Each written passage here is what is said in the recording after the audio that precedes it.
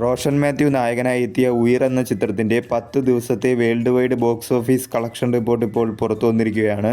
ചിത്രം 10 ദിവസം കൊണ്ട് വേൾഡ് വൈഡ് 1,77,00,000 രൂപയാണ് നേടിയത്. കേരളത്തിൽ നിന്നും 1,60,00,000 രൂപയും കർണാടകത്തിൽ നിന്നും 6 ലക്ഷം രൂപയും തമിഴ്നാട്ടിൽ നിന്നും 1,70,70,000 രൂപയും റെസ്റ്റ് ഓഫ് ഇന്ത്യയിൽ നിന്നും 80,000 രൂപയും ഓവർസീസിൽ നിന്നും 10,40,000 രൂപയുമാണ് ചിത്രം 10 ദിവസം കൊണ്ട് വേൾഡ് വൈഡ് ബോക്സ് ഓഫീസിൽ നിന്നും നേടിയത്. 3 കോടി ബഡ്ജറ്റിൽ ഒരുക്കിയ ചിത്രം 26.66% മാത്രമാണ് ബഡ്ജറ്റ് റിക്കവറി നേടിയത്. എല്ലാ മേഖലയിലും ചിത്രം ഒരു വാഷ് ഔട്ട് ആവുന്ന സ്ഥിതിയിലേക്കാണ് ചിത്രത്തിന്റെ ബോക്സ് ഓഫീസ് പെർഫോമൻസുകൾ പോയിക്കൊണ്ടിരിക്കുന്നത്.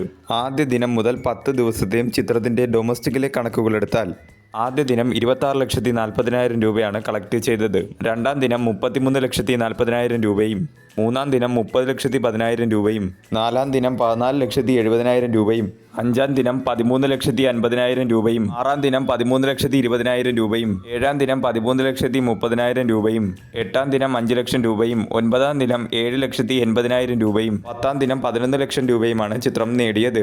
ചിത്രം ഒരു ക്ലീൻ ഡിസാസ്റ്ററായി മാറിയിരിക്കുകയാണ് എല്ലാ മേഖലയിലും.